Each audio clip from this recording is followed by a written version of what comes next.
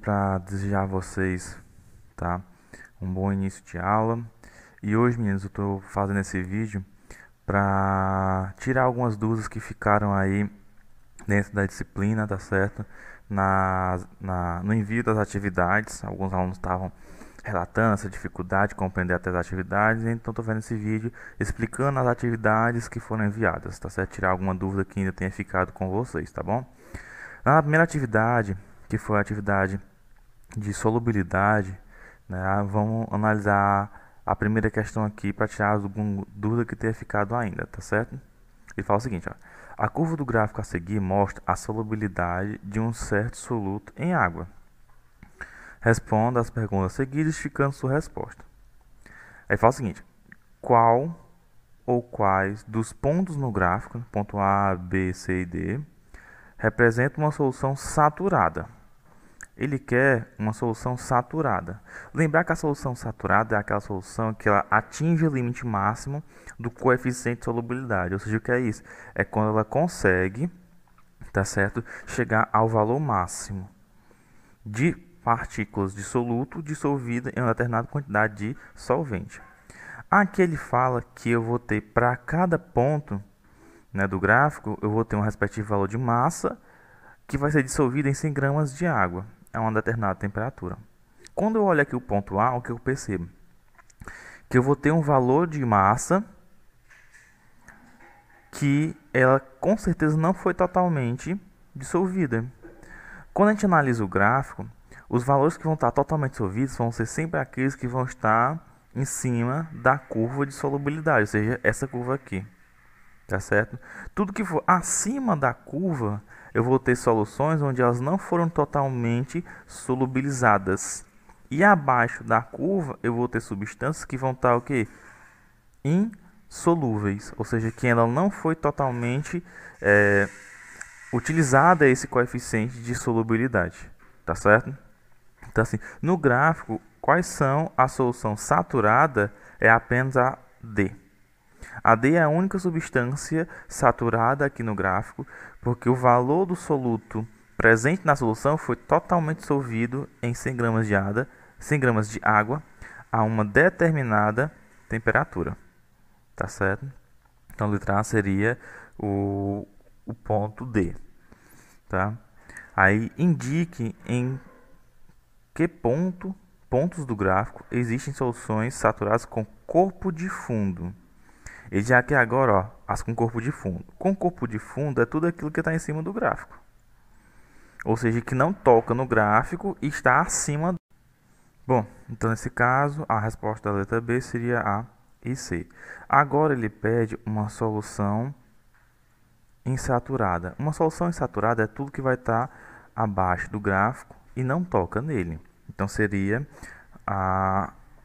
o ponto B que está aqui no gráfico, tá certo? Vamos lá. A segunda questão. Quais são as soluções aquosas contendo uma única substância dissolvida que pode representar corpo de fundo nessa substância? Falou corpo de fundo, obviamente nós estamos tratando de uma substância o quê? Saturada, tá? Se ele falou corpo de fundo, vou estar trabalhando de uma solução saturada, tá certo? A terceira, uma solução de cloreto de magnésio foi adicionado um cristal deste sal e verificou-se que não se dissolveu, provocando ainda a formação de um precipitado. Bom, se ele fala que foi adicionado e não uma partícula do sal e ela não foi dissolvida, ela não se incorporou à solução e ainda formou um precipitado, a gente poderia pensar que seria uma solução saturada. Mas aí o que a gente tem que entender é o seguinte, que nessa situação a minha substância é uma solução supersaturada, porque ela já estava saturada e por conta de qualquer tipo de perturbação ao sistema, seja ela o acréscimo de um cristal desse sal, fez com que ela descesse todo esse precipitado para o fundo, formando assim essa solução onde apresenta um precipitado. Nessa situação, a solução é supersaturada. Por quê? Porque eu saturei um valor máximo possível e permitido àquela solução e há uma perturbação o precipitado foi apresentado. Então a solução é uma solução supersaturada. Vamos para a quarta questão. A 42 graus, a solubilidade de um certo sal é de 15 gramas para cada 100 gramas de água. Assinale a alternativa que indica corretamente a solução que está formada nessa temperatura. Se adicionarmos 30 gramas desse sal em 200 gramas de água e agitarmos convenientemente, nós vamos ter o quê? Nessa situação aqui, eu vou apresentar a vocês o seguinte. Ele fala que vocês vão ter uma solução, uma temperatura de 42 graus Celsius, tá certo? Onde 15 gramas de sal são dissolvidos em 100 gramas de água. A primeira coisa que eu percebo é que no segundo momento, né? Vou colocar aqui o primeiro momento, o segundo momento, tá certo? No primeiro momento eu tinha aqui um valor de 15 gramas para 100 gramas de água, 15 gramas de sal para 100 gramas de água. No segundo momento, o que aconteceu aqui? Eu dobrei o valor.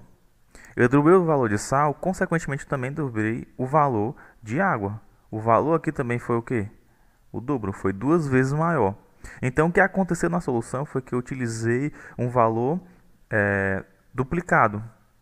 Eu dupliquei o valor.